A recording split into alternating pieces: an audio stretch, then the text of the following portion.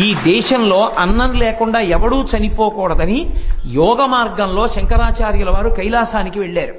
వెళ్ళి పార్వతీ పరమేశ్వరుడు ఇద్దరి దర్శనం చేసి స్తోత్రం చేశారు.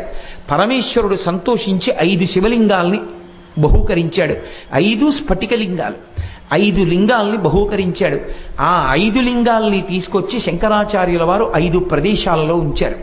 అందులో ఒక శివలింగం కంచి కామకోటి పీఠాధిపతుల చేత ఆరాధింపబడుతుంది. ఆ శివలింగంగా ఈ బ్రహ్మాండమంతా ఎలా ఉంటుందని యజుర్వేదంలో చెప్పారో అలా చంద్రవంకతో ఉన్న శివుడి మీద చంద్రుడి నుంచి పడినటువంటి అమృతధారలతో తడుస్తూ ఉంటాడు. కాబట్టి తెచ్చిన 5 శివలింగాలకి చంద్రమౌళీశ్వరుడనే పేరు ఉన్నప్పటికీ కంచిలో కామకోటిలో పూజింపబడేటటువంటి శివలింగం యోగలింగం.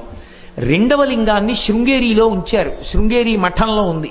శృంగేరి పీఠాధిపతులు ప్రతిరోజు సాయంకాలం అర్చన చేస్తారు. శృంగేరిలో ఉన్నది భోగలింగం, నేపాల్లో ఉన్నది అక్కడ పెట్టినది వరలింగం, అలాగే కేదారంలో పెట్టినది ముక్తిలింగం, చిదంబరంలో పెట్టింది మోక్షలింగం. ఈ 5 చోట్ల ఉంచినవి 5 లింగాలు.